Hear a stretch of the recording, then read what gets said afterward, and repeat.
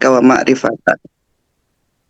Alhamdulillah, puji syukur kehadirat Allah Subhanahu wa taala. Malam ini kita diberi kesehatan sehingga kita bisa bertemu kembali dalam kajian online Jejak Mursyid Giat Ibu Bella Jakarta bekerja sama dengan LDTKN Jakarta. Salawat dan salam semoga selalu tercurah kepada baginda kita Nabi besar Muhammad sallallahu alaihi wasallam. Allahumma sholli ala Sayyidina Muhammad wa ala ali Sayyidina Muhammad. Saya Lina Rashid yang akan memandu acara ini sampai selesai. Terima kasih kepada Ikhwan dan Akhwat yang sudah selalu setia mensupport kegiatan kami. Semoga nanti ilmu yang kita dapat berguna untuk kehidupan kita. Amin ya robbal alamin. Malam ini narasumber kita adalah Ustadz Abdul Latif SE. Ibu host mungkin bisa ditayangkan CV-nya beliau. Iya, Ustadz Latif ini adalah Ketua LDTKN Jakarta yang baru dilantik bulan kemarin, dan beliau juga adalah pendiri Hatam dan pengusaha yang sukses insya Allah. Kita doakan semoga beliau selalu sehat dan dapat menjalankan amanah dari Pangersa Abah dengan sebaik-baiknya. Tema kita malam ini adalah buah spiritualitas. Ustadz Latif, Assalamualaikum. Waalaikumsalam warahmatullahi wabarakatuh. Sehat ya, tambah cerah sekarang Ustadz Latif, Masya Allah. Alhamdulillah. Alhamdulillah. Alhamdulillah ya. Jadi tema kita kali ini nanti akan dibahas tuntas oleh Ustadz Latif.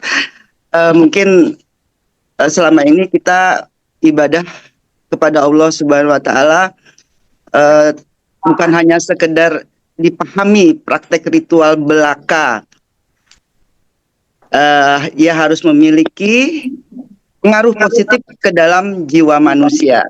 Untuk memahami itu semua, marilah kita dengarkan paparan dari narasumber kita. Beliau akan mengupas tuntas apa itu buah spiritualitas. Silakan Ustadz Latif. Ya, baik. Bismillahirrahmanirrahim. Assalamualaikum warahmatullahi wabarakatuh. Waalaikumsalam warahmatullahi wabarakatuh. Alhamdulillah. Alhamdulillahilladzi nasta'inuhu wa nastaghfiruhu wa nastahdih. Wa na'udzu billahi min syururi anfusina wa min sayyiati a'malina. May yahdihillahu fahuwal muhtad wa may yudlil falan tajida lahu waliyyan mursyida. Allahumma shalli 'alan nabiyil hasyimi Muhammad wa 'ala alihi wa sallam taslima amma ba'd. Sallallahu hadratus syekh musahibul fatajul arifin al-Fatihah. A'udzu billahi minasyaitonir rajim. Bismillahirrahmanirrahim. Alhamdulillahi rabbil alamin arrahmanir rahim maliki yaumiddin.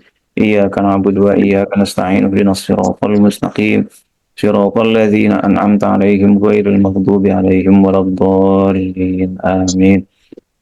Yang kami hormati, yang terhormat Presiden IBJ Ibu Bella Jakarta, Ibu Haji Alina Utsman, pengurus IBJ semuanya, para hadirin dan hadirat, para calon ahli surga, para calon aulia Allah. Amin, amin ya Allah, amin. Alhamdulillah pada kesempatan kali ini saya pertemuan yang kedua nih ya. Betul. Di Jejak Rasul ini, dan pada Jejak Mursyid. Jejak Mursyid ya, Jejak Mursyid. Pada kesempatan kali ini saya ingin berbagi lah. Saya ditugaskan untuk berbagi, dan apa yang saya sampaikan ini hanyalah pengejawantahan dari satu kalimat tambih ya. Baik, saya akan mulai dari ini, slide kita. Suara saya sudah terdengar ya? Sudah bagus Ustadz. Sudah, alhamdulillah jelas ya. Ya. Baik, itu kita mulai tentang buah spiritualitas ini ya. Nah, Bismillahirrahmanirrahim. Wah, udah kelihatan nih. Hordengnya udah dibuka ya. Nah, sudah. Masya Allah. Ya Allah. Nah, ini buah spiritualitas itu bahasa lain sebenarnya ya. Dari kebajikan yang timbul dari kesucian. Anggur mah buktikan kehadian sinak medal tina kasucian gitu kan. Iya. Gitu. Nah, jadi itu buah spiritualitas kebajikan yang timbul dari kesucian. Karena apa? Kebajikan itu ada dua. Ada kebajikan yang timbul dari kolbu yang kotor, ada kebajikan yang timbul dari kolbu yang suci. Kebajikan yang timbul dari kesucian. Ada juga kesucian yang belum bertransformasi menjadi kebajikan, baru kesucian saja. Nah, kesucian saja belum cukup, tetapi bagaimana kesucian itu bertransformasi, bermanifestasi dalam bentuk kebajikan-kebajikan. Nah, itu. Jadi setelah zikir, riyadhah mencapai kesucian batin, setelah itu belum cukup tuh, itu belum selesai, itu baru modal. Nah, selanjutnya bagaimana kebermanfaatan kita berbasis spiritualitas itu. Nah, jadi itulah yang diharapkan dari tambi, bukan sekedar suci, tetapi kebajikan, kahadean. Kahadean itu apa ya? Kebaikan atau apa? Kebaikan ya. Ya. Kebaikan atau di sini kalau di terjemah tambih itu kebajikan ya, kebaikan lah. Kebaikan-kebaikan yang timbul dari kesucian. Nah, sampai membuahkan kebaikan. Nah, itulah tambih itu ya, sampai situ. Nah, hadirin dan hadirat yang dimuliakan oleh Allah, jadi kesucian belum tentu berbuah kebaikan, kebaikan belum tentu berlandaskan kesucian. Jadi gitu. Suci saja tapi belum membuahkan kebaikan itu belum selesai. Kebaikan yang berlandaskan bukan kesucian juga belum selesai juga. Jadi goalsnya adalah kebajikan atau kebaikan yang timbul dari kesucian. Ini dahsyat luar biasa ya. Nah, saya slide-nya mungkin nggak banyak-banyak, cuma 4 saja. Nanti kita banyak diskusi insya Allah. Nah, selanjutnya kita lihat hordeng berikutnya ya. Jadi ada kebajikan yang bersumber dari kekotoran kolbu. Tetapi ada kebajikan yang bersumber dari kesucian kolbu. Nah, contoh baksos. Baksos ini sebuah kebajikan. Kebajikan. Tetapi ketika landasannya adalah ria, branding, mempolitisasi, gitu kan? Bahkan eksploitasi. Nah, ini bukan kebajikan yang timbul dari kesucian. Tapi model-model kita nih insya Allah gitu kan, yang organisasi-organisasi yang bernaung di bawah Suryalaya itu insya Allah mudah-mudahan baksosnya itu adalah sebuah kebajikan yang timbul dari kesucian. Amin. Jadi kalau belum sampai situ belum selesai itu, zikir kita ini belum selesai. Kalau cuman soleh sosial aja belum, tapi sampai timbul kebajikan, timbul kebaikan. Nah, itulah yang coba kita manifestasikan ya. Tetapi kebajikan yang timbul dari kesucian ketika baksos pun dia dalam rangka menolong orang. Ini di Suryalaya banyak banget orang dapur kewalahan gitu kan. Dapur kewalahan yuk kita buka misalkan sarapan pagi gratis gitu kan. Masya Ya Allah. Allah, itu nolong orang. Ini kalau makan di dapur kapan manakibnya katakanlah gitu ya. Iya, Kalau di dapur, kalau di Suryala sih berdakwah.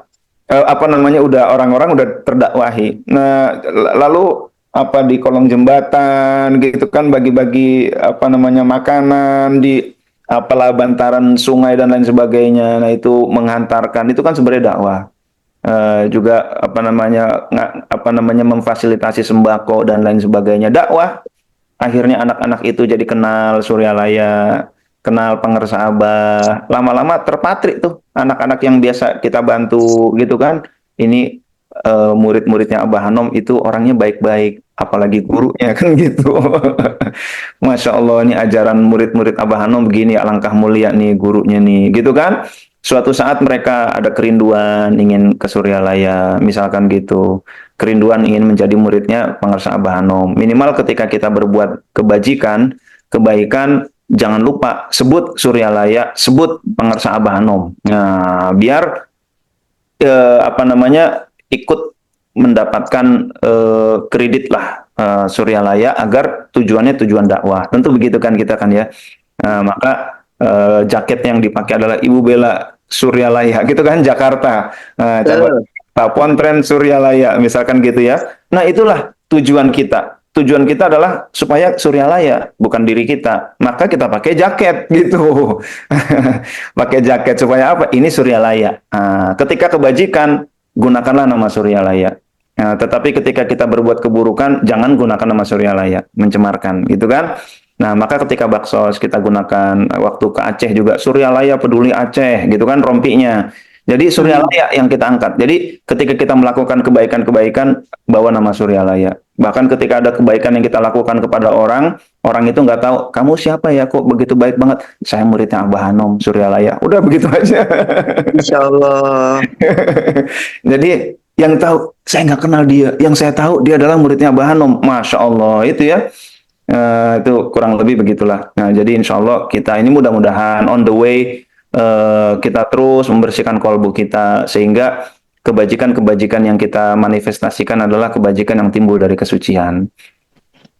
Ketika menolong, ketika baksos ada publikasi, ada storytelling, ada pihak yang banyak berderma tapi kurang storytelling. Akhirnya exposure-nya kurang. Kebaikan Suryalaya kurang menggema. Yang storytellingnya diem-diem baik, kagak storytelling itu kalah sama yang kebaikannya dikit tapi storytellingnya kuat. Nah, Betul, betul, betul. yang kita market bukan diri kita sedang marketing Suryalaya, kan gitu. Nah, jadi maka kita harus storytelling, bukan berarti narsis, bukan. Ini lagi storytelling ini, gitu kan? Bagi kebajikan storytelling bagus, itu bagus sekali, gitu kan? Publikasi itu harus, tapi ketika berbasis cari pujian, ini adalah penyakit kolbu. Bahasa lainnya adalah hubbul mahmadah, cinta pujian. Cinta pujian itu eh, levelnya macam-macam. Ada level awal, dia kalau dipuji biasa aja. Pas orang nggak ada, dia seneng, gitu kan? Dia muji akhirnya dia seneng dipuji, itu pujian itu diulang-ulang, gitu kan? Ini cinta pujian, penyakitnya masih agak inilah, agak nggak terlalu, gitu kan? Nah, yang paling parah orang nggak muji, dia puji diri sendiri, gitu. Bahkan kadang-kadang mujinya nggak kira-kira gitu. Jadi ini hubbul mahmadah, salah satu bentuk penyakit kolbu. Orang kalau cinta pujian, dipuji dia makin sakit kolbunya, nggak dipuji marah gitu. Dijelek-jelekin marah, dipuji penyakit hatinya makin parah. Nah itu kan, jadi nggak dipuji marah, dipuji makin parah. Serba salah. Itu menghadapi orang yang gila pujian begitu. Maka akhirnya kalau kalau pujiannya dirasa kurang, dia pujinya setinggi langit. Kalau nggak ada orang ini, wah gitu kan, wah itu luar biasa dah, gitu kan. Nggak itu neraka semua tuh apa? Kalau ini gitu kan, itu hubul mahmadah gitu ya, itu cari pujian. Jadi ketika publikasi storytelling itu berbasis kekotoran jiwa. Tetapi ada juga yang publikasi storytelling, mudah-mudahan kita ini dalam rangka menginspirasi gitu. Ini kita udah awali 150 bungkus, ayo yang lain gitu kan. Kadang-kadang kan Betul. kita mulai dari 150 bungkus dulu, ayo yang lain. Ini contohnya begini, lalu ada transparansi. Habis itu dijelaskan ini terkumpul sekian, ini berapa box, lalu ini itu dalam rangka trust building gitu kan. Itu sangat bagus sekali. Jadi itu dalam rangka inspirasi kebaikan. Mandalla ala khairin falahu mithlu ajri fa'ilihi. Siapa yang menunjukkan kepada kebaikan, dia mendapatkan pahala orang yang melakukannya. Jadi kita sedang menunjukkan sebuah kebaikan. Ayo, ini ada sebuah kebaikan. Ayo kita gabung. Nah, untuk ngajak itu bagaimana kalau kita nggak publikasi? Bagaimana kalau kita nggak storytelling? Gimana kalau nggak kita foto, video, kita share di beberapa akun sosmed kita? Nah, itu kan dalam rangka apa namanya dalilun alal khair, mandalla ala khairin. Nah, untuk menunjukkan kebaikan. Nah, itulah kebajikan yang timbul dari kesucian. Nah, mudah-mudahan ketika kita posting Bismillahirrahmanirrahim, ya Allah, aku posting ini dalam rangka mengharumkan Suryalaya, dalam rangka mengharumkan Pangarsa Abah, dalam rangka nolong orang-orang, dalam rangka ngajak kebaikan, ya Allah, dalam rangka transparansi orang-orang yang berdonasi, mereka juga pengen tahu coba kegiatannya bagaimana, biar mereka makin trust, ya Allah. Nah, itu kan, ini kesucian-kesucian batin, keikhlasan. Jadi kebajikan berbasis keikhlasan. Itulah yang diharapkan oleh Pangarsa Abah. Itu bukan kebajikan-kebajikan yang penuh dengan kepalsuan. Memberikan beasiswa, ada yang ingin mendapatkan umpan balik gitu kan, ya itu kurang baik, tetapi dalam rangka menolong. Nah, ini beberapa contoh aja. Menolong orang lain, diungkit-ungkit, diwiridin, itu kalau nggak ada saya tuh, itu dia bisa begitu kan karena saya, itu kan saya semua tuh, wah itu kan, ya Allah, merasa besar jasa gitu. Dulu sebelum saya begini, dia cuman apa? Dia cuman begitu doang gitu kan, untung ada saya gitu kan. Jadi di inilah nyong jare kalau bahasa Tegalnya gue gitu kan, ya Allah, jadi diwiridin tuh, jasa diwiridin gitu. Padahal yang lebih tepat itu adalah jasa itu dilupakan. Al ibadah idza saghurat kaburat wa idza kaburat saghurat. Ibadah itu ketika dianggap kecil maka dia besar nilainya di sisi Allah. Ketika kita anggap besar maka kecil nilainya di sisi Allah. Jangan besar-besarkan jasa kita gitu kan. Kalau bisa sampai lupa, sampai kita nggak ingat bahwa kita pernah berjasa sama dia. Nah itu. Nah, kalau masih belum lupa, ada kemungkinan suatu saat cerita hilang pahalanya gitu kan. Ada riak itu ada riak spontan, ada riak susulan. Riak spontan itu ya saat nyumbang dia panggil wartawan dan lain sebagainya. Riak susulan itu saat itu ikhlas. 20 tahun kemudian dia cerita, itu tahu nggak yang ada hamba Allah 2 miliar siapa? Ini nih orang ini, gitu kan? Itu riak susulan. Nah, jadi selama belum lupa itu jasa itu, pertolongan kita, ada potensi kita kehilangan pahala nolong orang. Kalau bisa sampai lupa. Nah, itu. Nah, itu ya. Oke, jadi itu pun kita serahkan kepada Allah ya. Rizki juga dari Allah, apa-apa juga dari Allah, hidayah dari Allah, kesempatan dari Allah, gitu kan.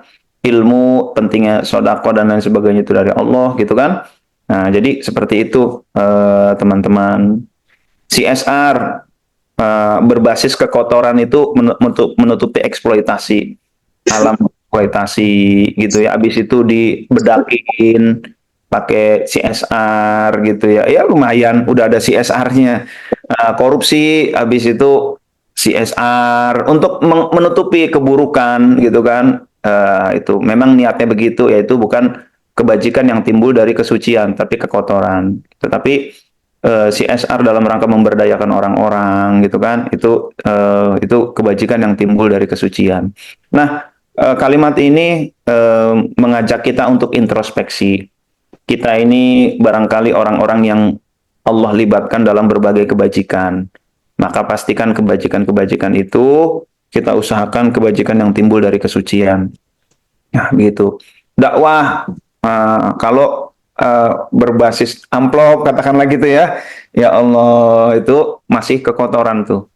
Tetapi ikhtiar menjadi wasilah hidayah, nasrul ilmi, menyebarkan ilmu Allah gitu kan. Dakwah memang ya kita ngajak gitu kan, memperbaiki umat. Nah itu ikhtiar menjadi wasilah hidayah, menjadi perantara hidayah. Nah itu.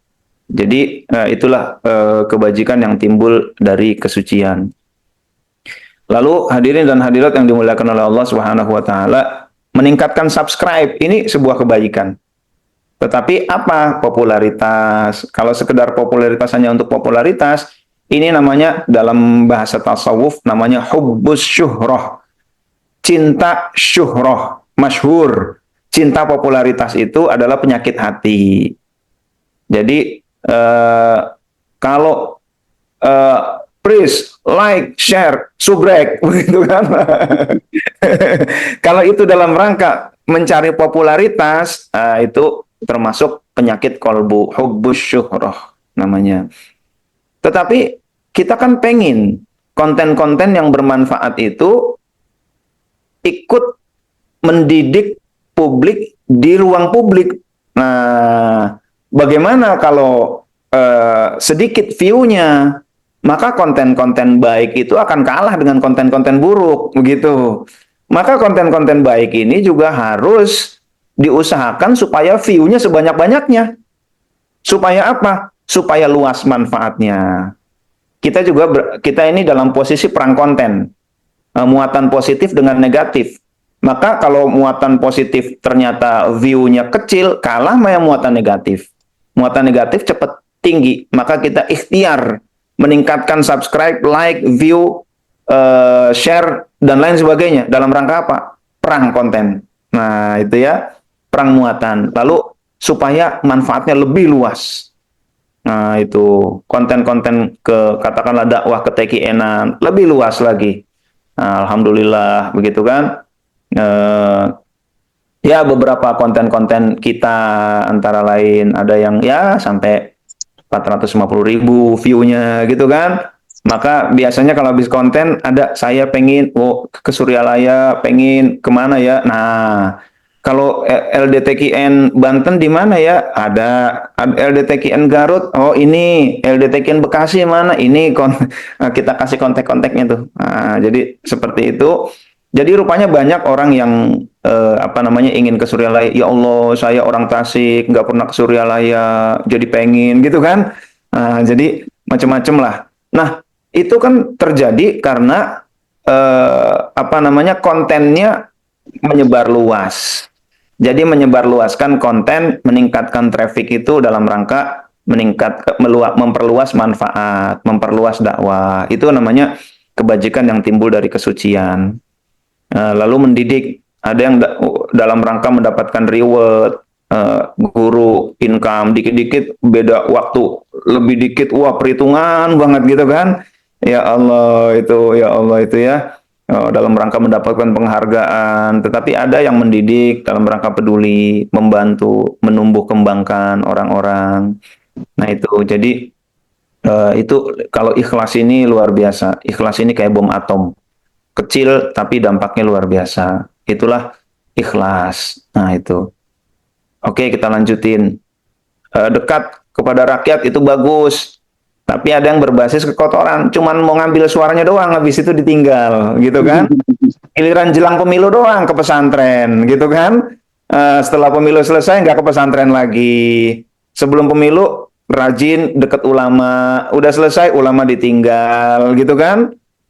Ini ya begitulah. Itu namanya kebajikan yang timbul dari kekotoran. Tetapi kebajikan yang timbul dari kesucian nggak begitu. Dekat kepada rakyat ya udah, supaya rakyat ini adil, supaya makmur, supaya bahagia. Dekat kepada rakyatnya juga timeless, nggak pakai waktu lagi, nggak terbatasi oleh waktu. Memang dia dekat dengan rakyat, gitu kan. Jadi begitu, bukan sekedar begitu, sekedar ingin mengambil suaranya itu. Jadi ketahuan indikatornya begitu. Giliran jelang pemilu dekat sama rakyat, giliran udah selesai rakyat ditinggal, gitu kan?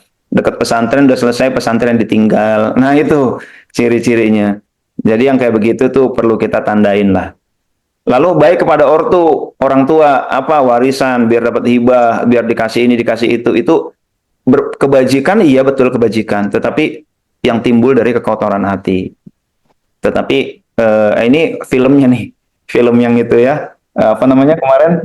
Bila esok ibu tiada. Bila esok ibu tiada. Nah itu luar biasa lah. Itu memang fenomena yang terjadi sekarang. Memang gaya sekarang itu udah begitu. Ditonton aja. Saya nggak mau ceritain. Karena nggak seru nontonnya ya. Iya, nggak seru. Tapi itu memang keluarga zaman sekarang banget lah. Begitu. Itu memang begitu. Nah, lalu berbaik kepada orang tua dalam rangka sayang, dalam rangka perintah Allah, memenuhi perintah Allah, disuruh berbuat baik kepada orang tua. Nah, itu kebajikan yang timbul dari kesucian.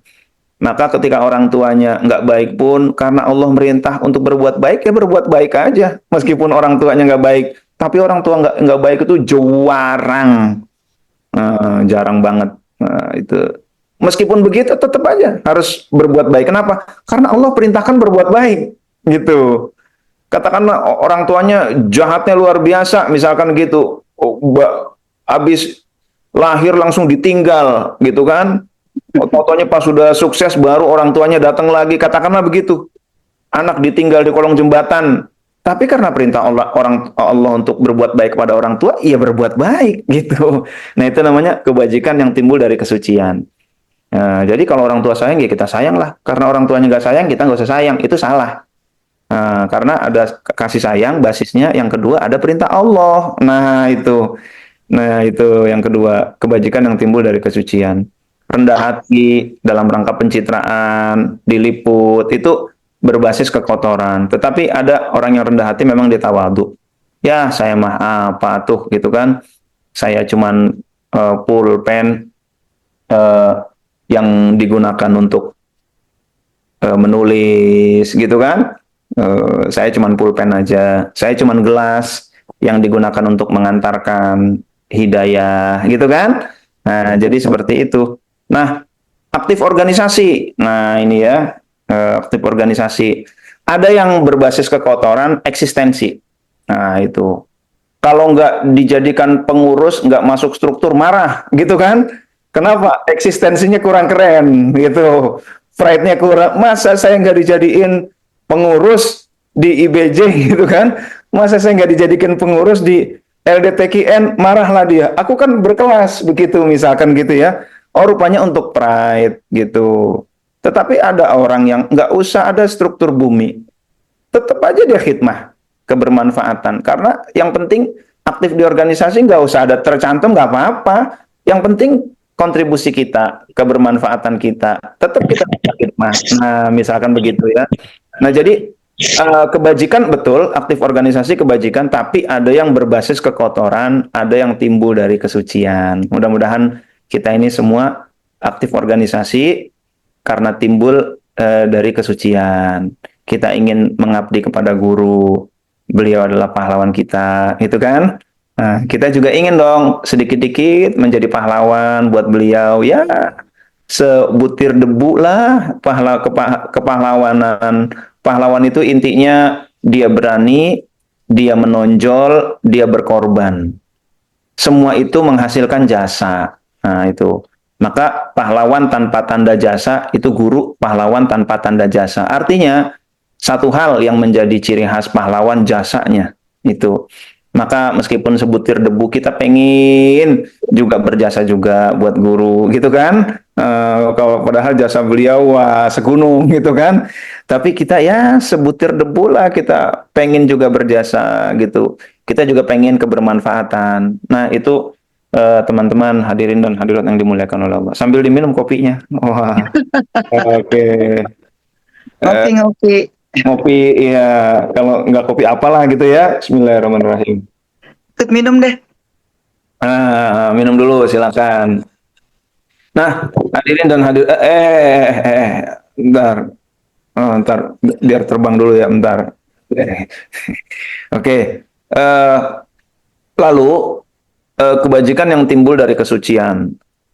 Itu kita preteli tadi, bahasa Italinya preteli tadi ya. Eh, eh, ada beberapa karakter, banyaklah karakter-karakter yang muncul timbul dari kesucian. Orang yang suci dia akhirnya jujur, gitu kan? Maka insya Allah pengurus-pengurus organisasi-organisasi di bawah TKN Suryalaya insya Allah jujur-jujur gitu. Lalu suci juga menimbulkan keberanian juga. Kenapa? Karena kita ini ikhlas, dia nggak takut, berani gitu kan. Kalau ikhlas Allah pasti tolong gitu kan. Maka udah lakukan aja dulu gitu kan, berani. Nah, dia nggak takut cacian orang. Kenapa? Yang dia cari ridho Allah gitu. Saya nggak cari ridho manusia gitu. Yang kalau memang itu harus apa namanya pilihan. Kalau ini kita ambil ini manusia ridho, tapi hasilnya nggak bagus, gitu kan? Allah jadi nggak ridho kalau begitu, kalau jelek. Begitu kan? Kita pilih mana? Ridho Allah. Yang kita cari ridho Allah. Dicela terserah. Yang penting Allah ridho. Dicaci maki terserah. Yang penting Allah ridho. Orang nggak pada seneng nggak apa-apa. Yang penting Allah ridho. Yang lain nggak pada ridho biarin, gitu kan? Yang penting Allah ridho. Nah, tapi bukan berarti ridho Allah lalu nyakitin orang. Bukan begitu juga. Kalau memang harus meninggalkan ridho manusia dalam rangka mencari ridho Allah, prioritasnya adalah ridho Allah. Nah, gitu. Tapi ada rumusnya lagi dalam organisasi nanti. Nanti ya kita kalau masih ada waktu nanti kita sampaikan rumusnya. Oke, berani dalam mengambil keputusan-keputusan juga begitu. Wah, nanti gimana kamu dimusuhin? Kamu nanti nggak dapat jabatan, kamu nanti dan lain sebagainya. Nggak apa-apa. Yang penting Allah ridho, biarin. Nah, itu ya. Kamu nanti dibego-begoin gitu, biarin. Nah, lalu ada juga yang sabar menghadapi segala sesuatu karena kolbunya suci. Nah, itu. Ini kebajikan yang timbul, kebaikan yang timbul dari kesucian. Karakter-karakter yang diperlukan dalam organisasi, karakter-karakter yang apa namanya sosial, begitu kan? Menjadi pribadi yang tanggung jawab. Orang-orang yang kolbunya suci ini bertanggung jawab. Lalu tentunya ramah. Kita belajar ramahlah dari pangarsa Abah. Jangankan kepada apa namanya ahli ibadah, kepada ahli maksiat aja beliau ramah gitu kan. Panggilannya bager gitu. Nah, itulah ciri kesucian. Mulutnya aja ramah, mulutnya aja enak didengar, bager gitu kan. Itu. Jadi kalau ciri-cirinya begitulah gampangnya. Kalau Syekh Abdul Qadir bahasanya ya gulam, wahai anakku. Itu. Kalau pangersabah bager gitu. Nah, itu ya. Lalu komunikatif karena ingin segala sesuatunya tuh clear. Disiplin, saya nggak lama ini visioner, adil dan lain sebagainya. Peduli. Jadi ini beberapa karakter-karakter yang terkait organisasi dan kejamaahan yang timbul dari kesucian. Udah jam 11 kurang nih ya. Belum, belum. Oh, belum ya. Iya, iya, iya. Oke, saya slide terakhir dulu ya sementara. Nah, jadi akhirnya kebajikan yang timbul dari kesucian, kebaikan yang timbul dari kesucian itu, suci itu dapat meningkatkan prestasi. Kalau kata Said Agil Sirot, kalau ingin produktif bertasawuflah. Kata beliau gitu.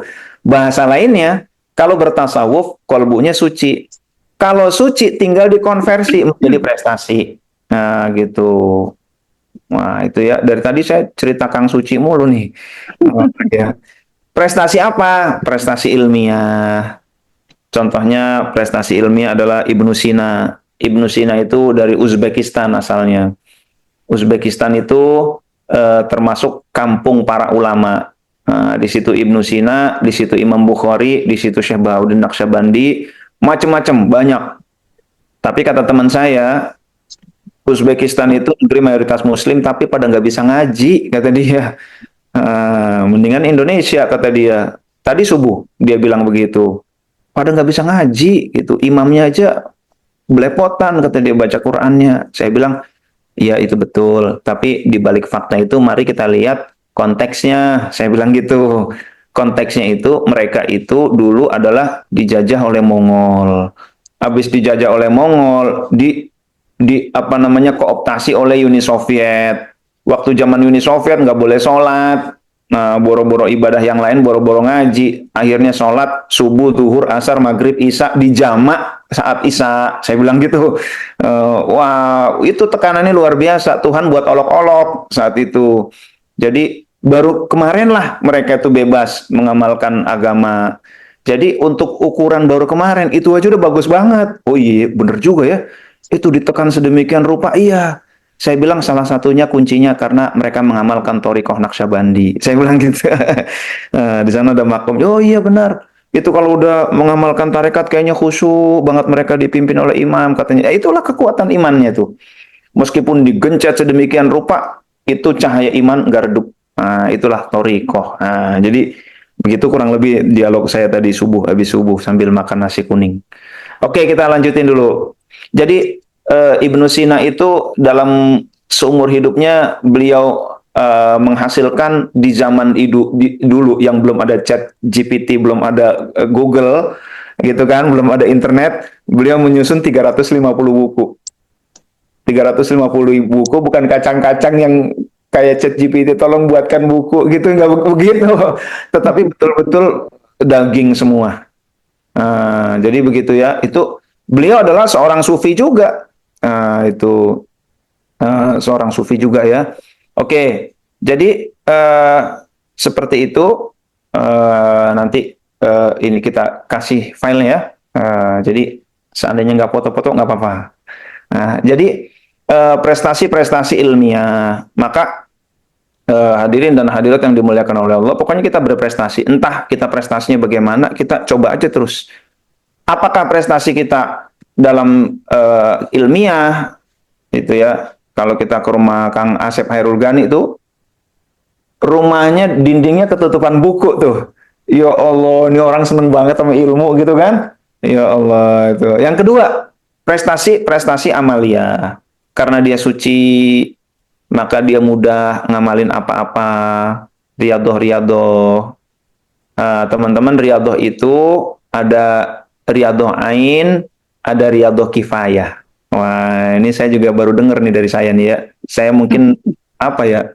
Ini diksi yang inilah. Saya nggak tahu yang udah ini belum, tapi barangkali ya, ada fardu ain, ada fardu kifayah.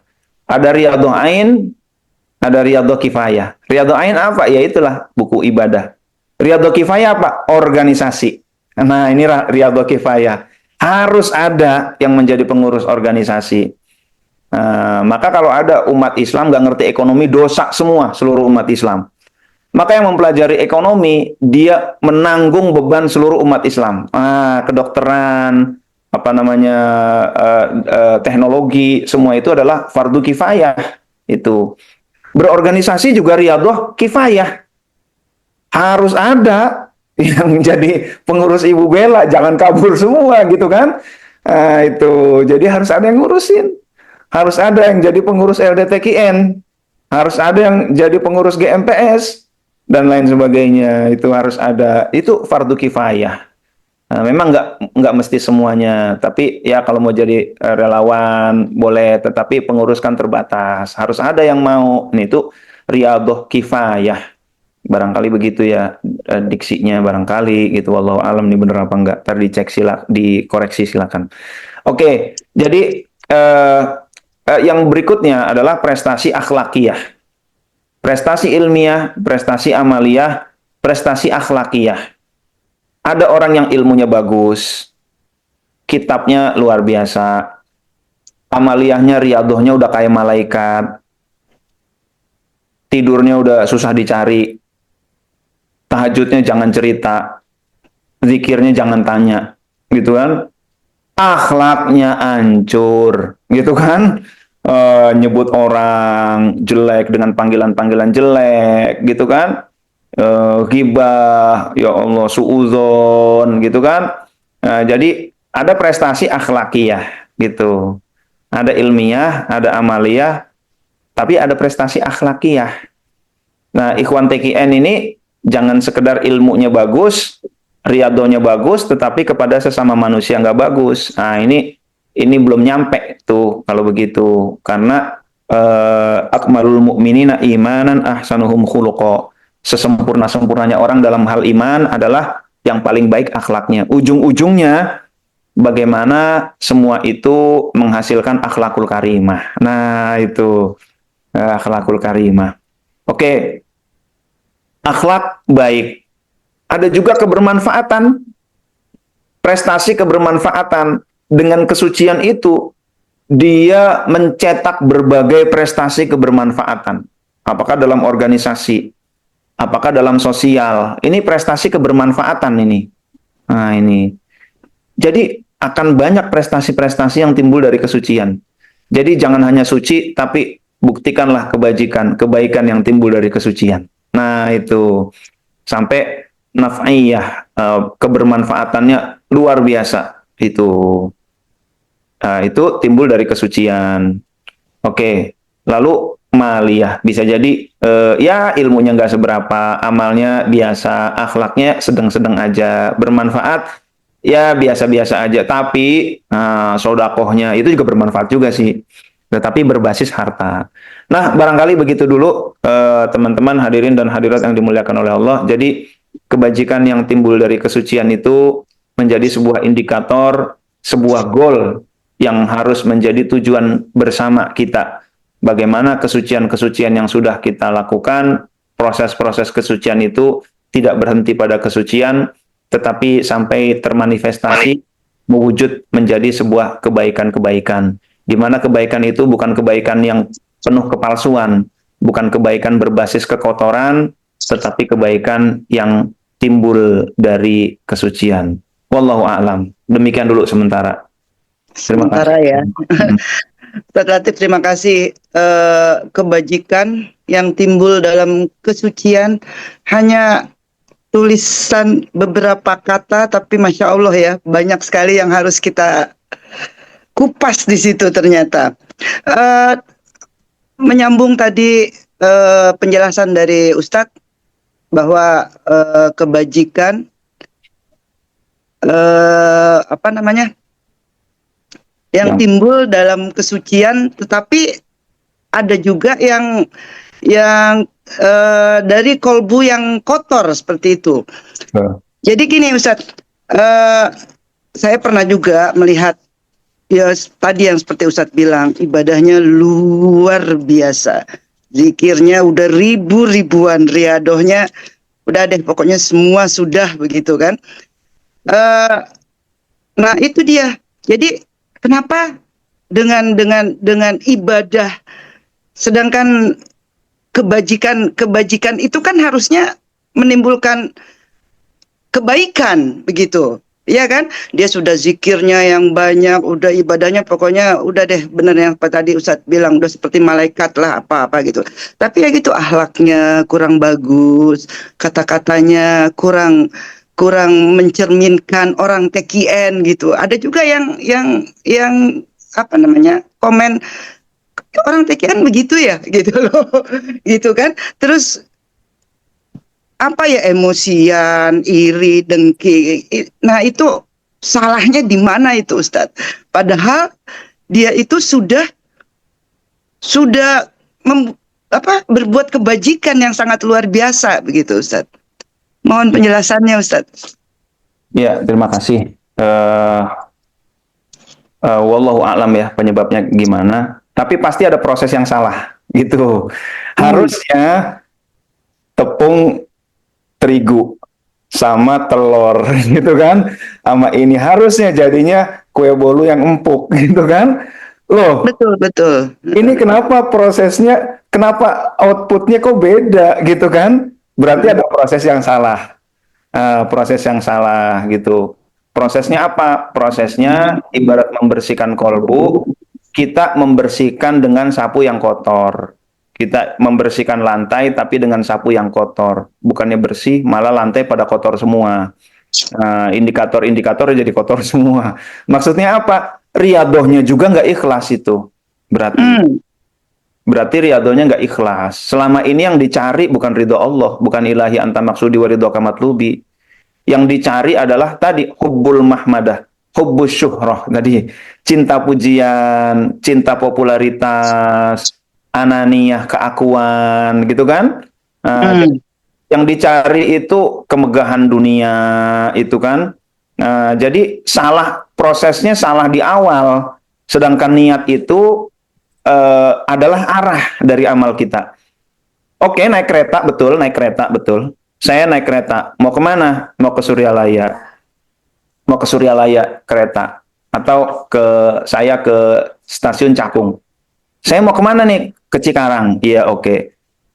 Tapi ternyata saya ngambil kereta, jurusannya itu adalah jurusan Jakarta Kota. Gitu kan? Iya, kereta bener, KRL. Tapi jurusannya beda. Saya mau ke Cikarang, loh kok ambil kereta ke Jakarta Kota gitu. Begitu pula dengan ibadah. Jurusan itu adalah niat. Kalau niatnya udah salah, maka keretanya kereta yang salah. Meskipun kereta, betul namanya kereta, sama bentuknya, fisiknya sama, tapi tujuannya udah beda. Nah, tujuan arah harusnya ke Cikarang, loh kok ke Jakarta Kota? Tujuannya beda gitu kan? Tujuannya bukan ilahi anta maksudi, waridoka matlubi. Loh, kok sampainya bukan ke Cikarang? Loh kok Jakarta Kota jadinya? Beda nih. Padahal, nah itu kan, harusnya ke Cikarang dong. Bukan, tujuannya udah beda. Jadi niat itu adalah tujuan. Maka kalau prosesnya sama-sama kereta, loh kok nyampe-nya bukan Jakarta Kota, oh berarti tujuannya beda tuh. Nah, itulah pentingnya niat. Maka di awal itu kita taubati segala sesuatu. Ini riadoh kita bener apa enggak? Habis riadoh kok malah sombong. Nah, ini riadohnya gagal. Habis riadoh merasa bisa, riadohnya gagal. Habis riadoh saya bisa ini, bisa itu, bisa itu. Itu gagal justru. Justru habis riadoh merasa nggak bisa. Atau bisa merasa gitu kan. Ini yang repot abis Riyadho merasa bisa. Riyadhonya gagal gitu kan. Iya. Ya kalau nggak merasa nggak bisa, minimal merasa nggak bisa atau bisa merasa. Nah itu bisa merasa dan merasa nggak bisa. Nah itu Riyadhonya berarti berhasil. Abis Riyadho makin sombong, makin meninggi, itu gagal gitu. Jadi ada yang salah dengan tujuannya. Tujuannya bukan Jakarta Kota, tujuannya bukan Cikarang tapi Jakarta Kota. Begitu pula riado-riado kita, ibadah-ibadah kita, kalau tujuannya salah, ya tidak akan menghantarkan kita ke tempat yang tepat. Nah, itu. Jadi di dalam kitab Ta'limul Muta'allim dijelaskan kam min amalin yatasawwaru bi surati amalid dunya tsumma yasiru min a'malil akhirah bi husnin niyyah. Betapa banyak amal kelihatannya amal dunia, tetapi berubah menjadi amal akhirat karena niat yang baik. Wa kam min amalin yatasawwaru bi surati amalil akhirah tsumma yasiru min a'mali dunya bisu'in niyyah. Betapa banyak amal yang kelihatannya amal akhirat, kelihatannya wirid, kelihatannya zikir, kelihatannya riyadhah. Tsumma yasiru min a'mali dunya bisu'in niyyah. Kemudian itu riyadhah-riyadhah itu hanya berbuah amal dunia. Kenapa? Niat yang salah. Nah, jadi niat ini memang sesuatu yang sangat penting. Saking pentingnya bahkan Imam Abu Dawud berkata bahwa agama separohnya ada pada niat. Masya Allah. Maka kita introspeksi diri tuh. Niat kita setting itu betul-betul kita introspeksi diri. Begitulah kurang lebih. Wallahu a'lam. Makanya saya berpikirnya ambil positifnya aja. Itu kalau beliau tidak ke Suralaya, bagaimana jadinya gitu loh. Oh, lebih parah lagi tuh. Iya kan, tapi ya udahlah, mungkin memang ininya harus seperti itu begitu. Ada pertanyaan lagi Ustadz. Bagaimana kita dapat memastikan bahwa buah spiritualitas yang kita hasilkan berdampak positif bagi orang lain?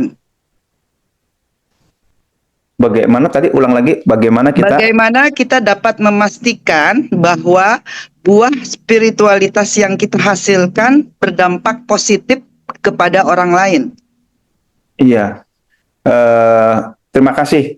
Itu bisa diukur sebenarnya ya, diukur. Jadi misalkan kita ngajak di katakanlah Dakot lah dari Tegal tuh ya. Tadinya preman, tadinya ahli maksiat, lalu mensucikan kolbu. Setelah mensucikan kolbu, dia banyak menangis, air matanya bercucuran, begitu kan? Akhlaknya bagus. Lalu dia ngajak orang ke Suryalaya, ternyata udah sekian ratus. Nah, itu tanda-tandanya tuh. Apa tadi kata kuncinya? Apa indikator apa tadi? Buktinya ya apa tadi? Pertanyaannya apa tadi? Pertanyaannya tadi apa nih?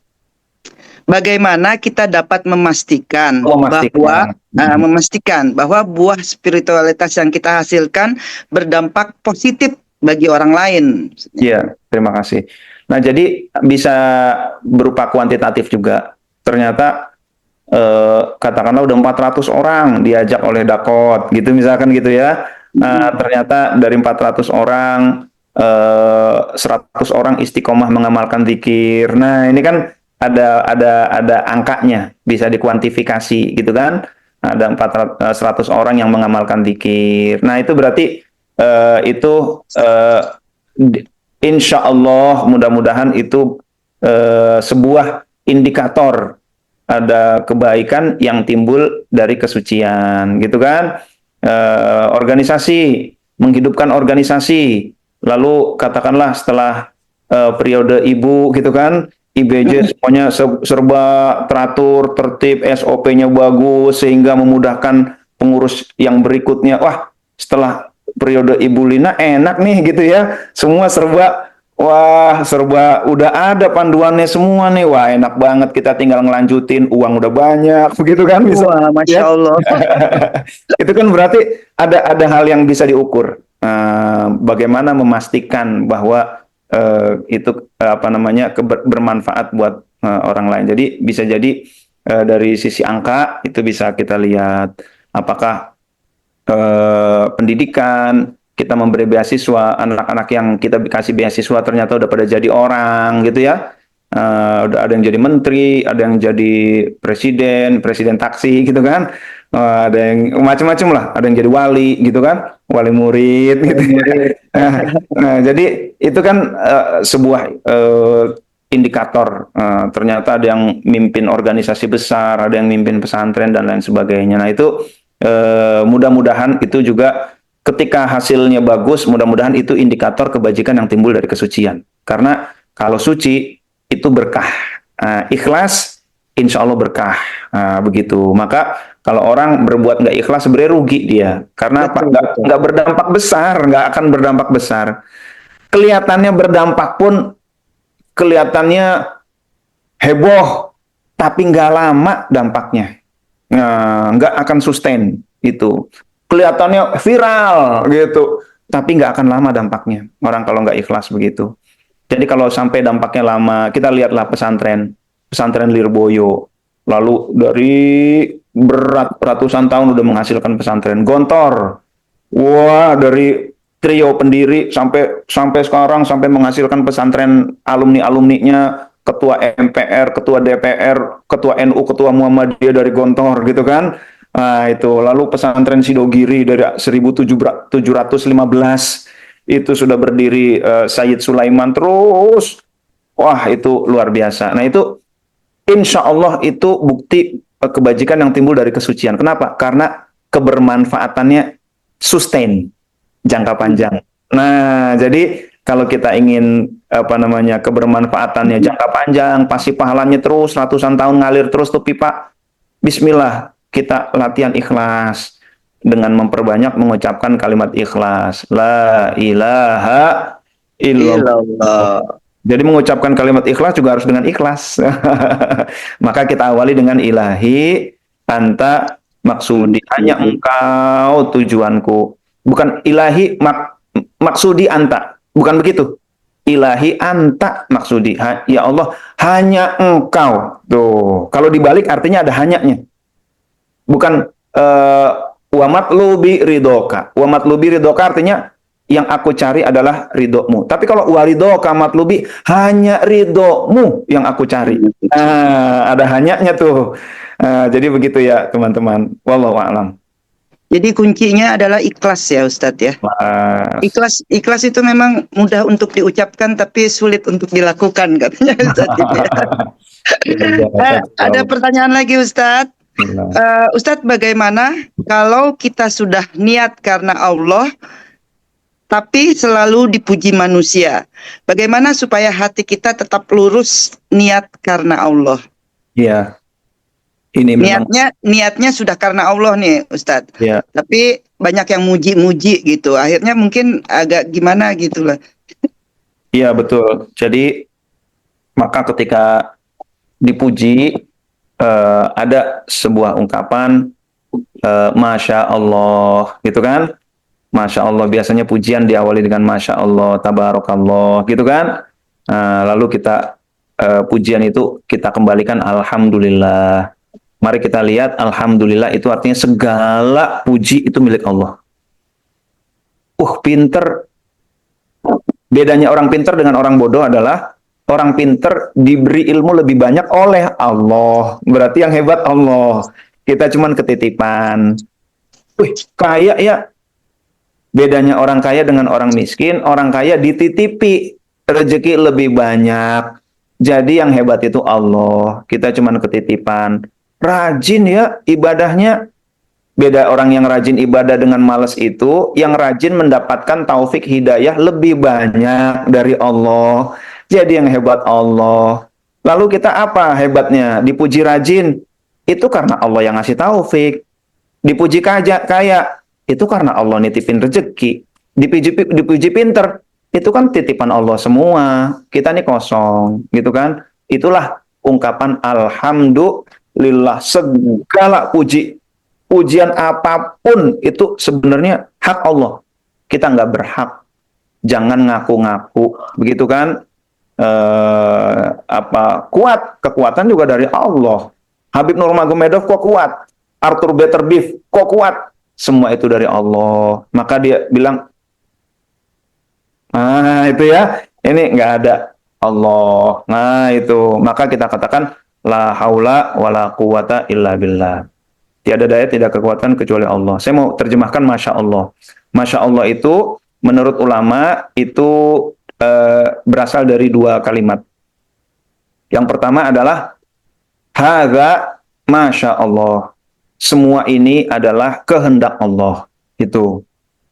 Nah, hadza bermula ini, itu Masya Allah. Khobarnya adalah, itu bahwa ini, semua ini adalah kehendak Allah. Ini yang pertama. Yang kedua, nama panjang Masya Allah itu adalah Masya Allahu kana wa ma lam yasha lam yakun. Itu nama panjangnya. Masya Allah, ma sesuatu, sya'a yang dikehendaki oleh Allah, kana maka terjadi. Wa ma lam yasha lam yakun, yang tidak dikehendaki oleh Allah nggak akan terjadi. Nah, maka meskipun kalau kata Syekh Abdul Qadir ya, meskipun langit berkoalisi dengan bumi untuk menghancurkan kamu, kalau Allah nggak berkehendak, nggak bisa. Bukan cuma dua partai, langit dan bumi berkoalisi. Kalau Allah nggak menghendaki, nggak bisa membahayakan kamu. Oh, tauhidnya luar biasa Syekh Abdul Qadir. Langit dan bumi berkoalisi, memberikan manfaat sedikit pun kepada kamu, nggak bisa kalau Allah nggak izinkan.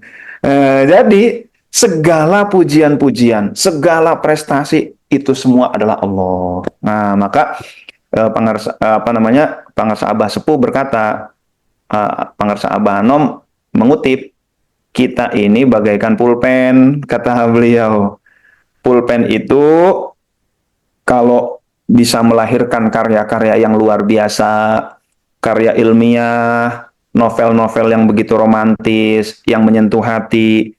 Yang hebat bukan pulpennya, tapi yang nulis gitu ya.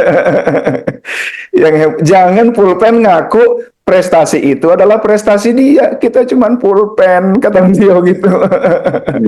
Ya Allah, pulpen kok ngaku. Itu apa, novel Harry Potter, pulpen, itu kan karena saya. Namanya nggak tahu diri. Itulah teman-teman, kita ini cuman pulpen. Tugas pulpen apa? Pastikan kita ini tintanya penuh. Pastikan kita ini pulpen yang nggak grounded kalau dipakai. Itu aja tuh. Dan kita lepaskan diri kita, nolkan diri kita, biarkan diri kita diperjalankan. Itu. Jadi seperti itulah kurang lebih apa namanya tadi ya. Bagaimana kalau ikhlas, Udah ikhlas tapi banyak dipuji sama orang gitu loh. Jadi mungkin hatinya jadi agak goyah atau gimana gitu. Supaya tetap lurus. Betul. Yang kedua, bagi murid-murid Pangarsa Abah juga bisa mensiasati bahwa mursyid kita adalah kamil mukammil, sempurna menyempurnakan. Kita adalah nakis munakis, kita adalah udah kurang ngurang-ngurangin gitu kan.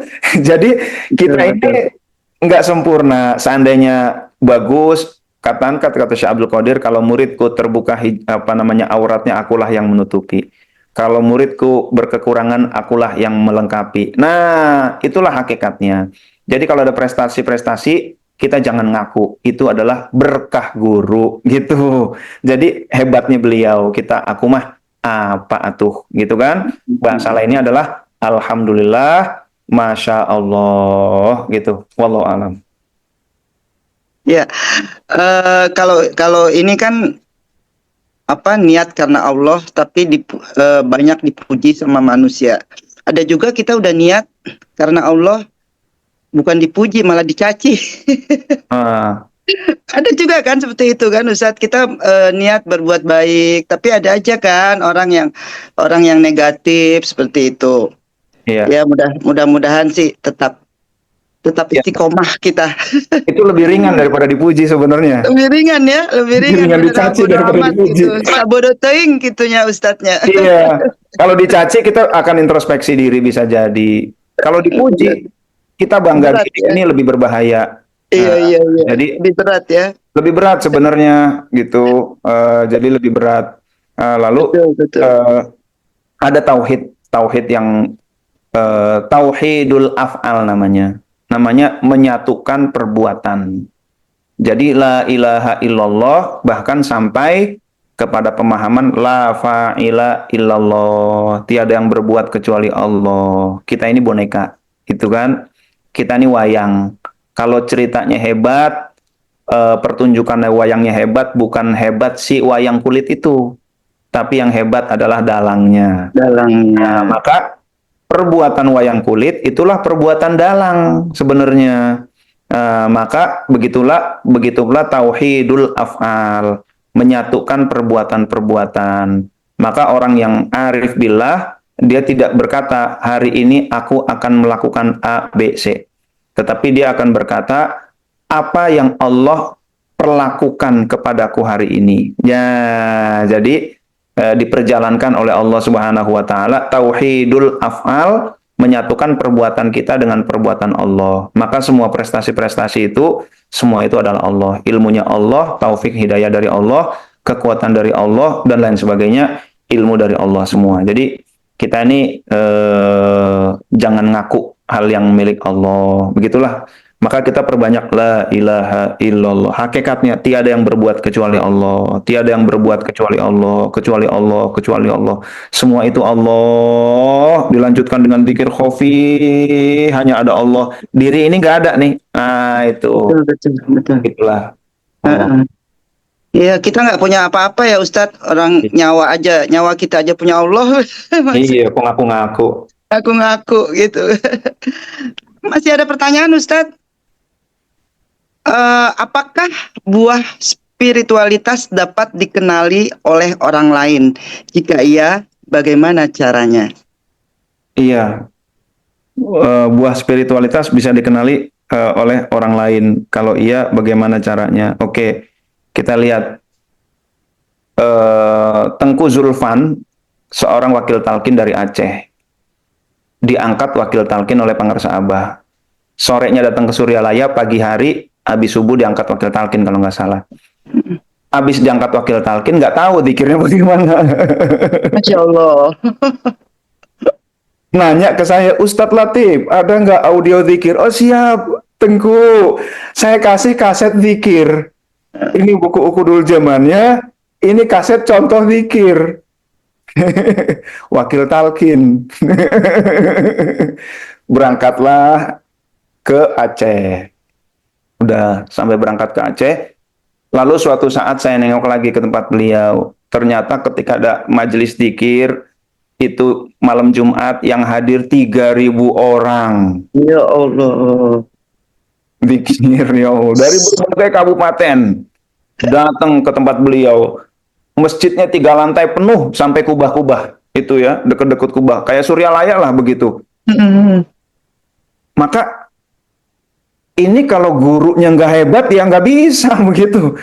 Bagaimana pembinaan jarak jauh bisa totonya menyedot 3.000 orang berzikir malam Jumat, minimal 1.000 orang di tempat beliau.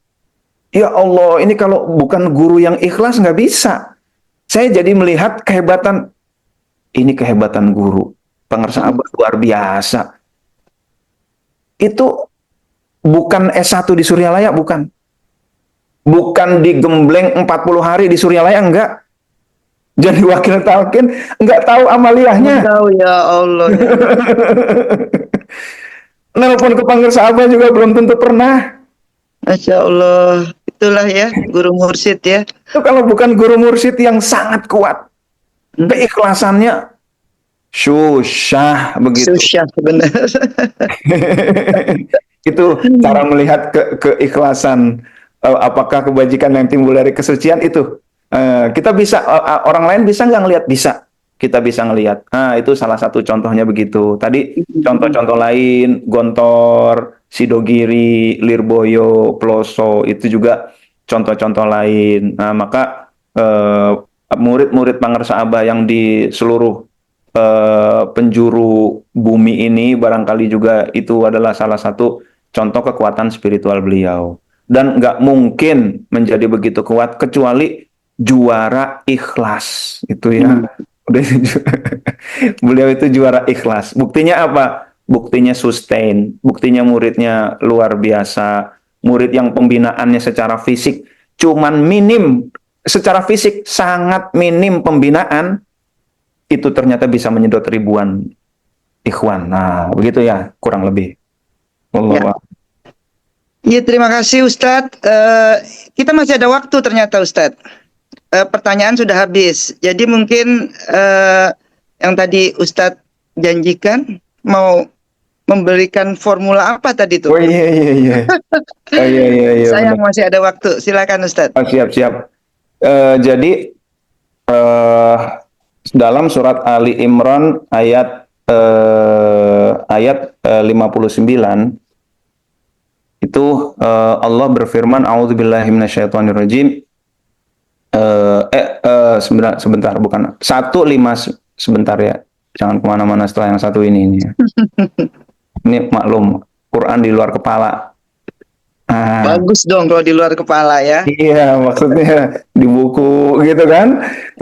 Oke, saya mau share screen lagi ya, share screen, bentar.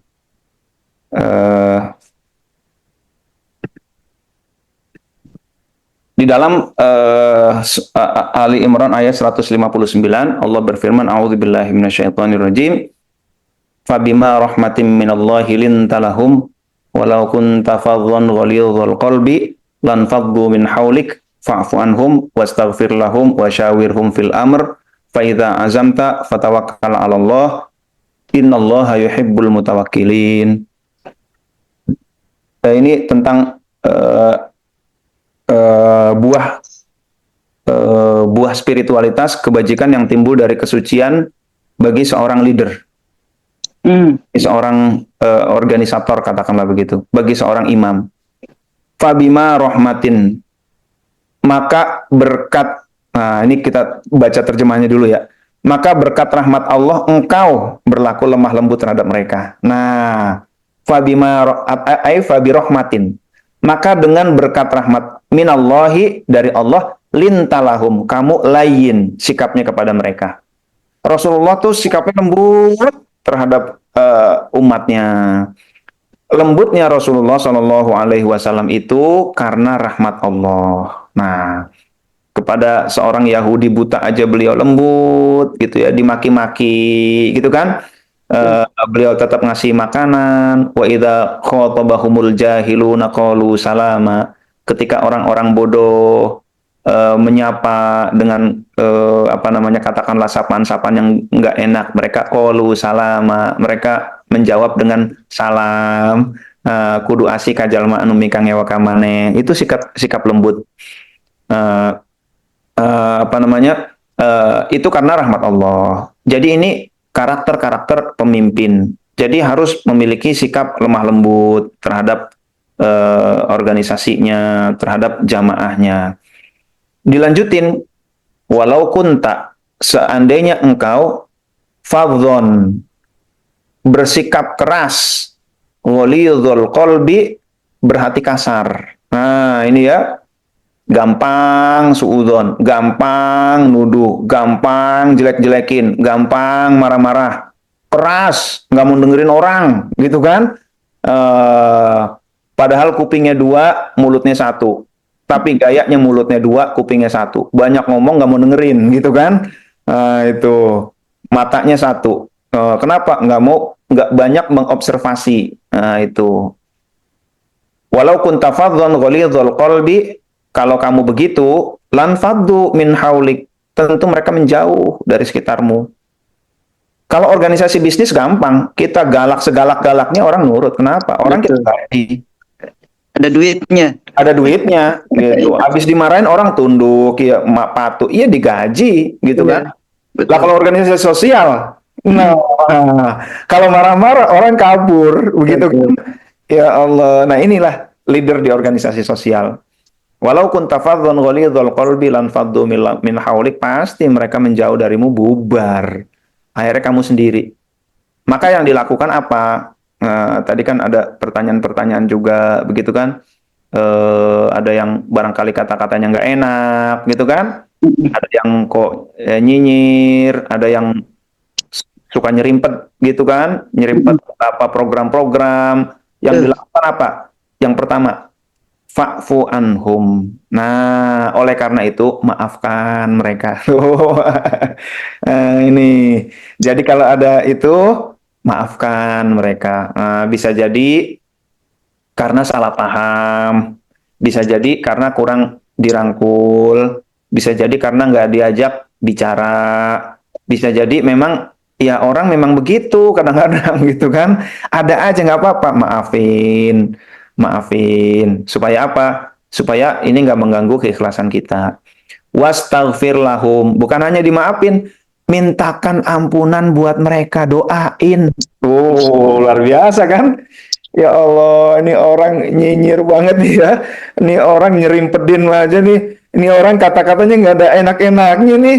Ya Hmm. Allah, maafkanlah mereka, ampuni dosa-dosa mereka ya Allah. Mudah-mudahan Allah kasih kemakmuran buat orang-orang itu. Mudah-mudahan Allah, ya Allah berikanlah keberkahan buat mereka ya Allah, berikanlah kebahagiaan, berikanlah ketenangan hati, ketentraman, berikanlah kelapangan kolbu buat mereka. Jadikanlah mereka orang-orang yang soleh dan solehah, ya Allah, bersihkan kalbu mereka. Itu bahkan didoakan.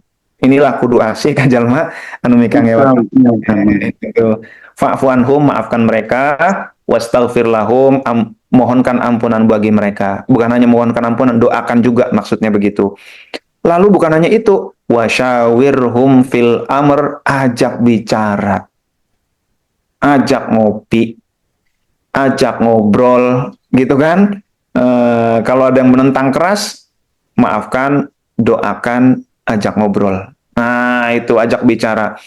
Ma khoba manis tasyaro wa ma nadima manis takhoro. Kurang lebih begitulah sebuah hadis.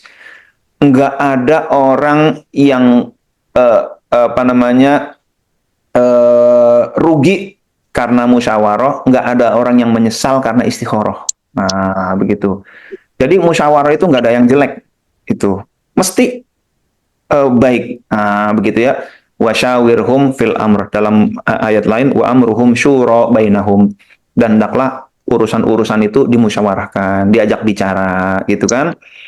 Fa idza azamta, kalau sudah dengan mereka dalam segala urusan ya.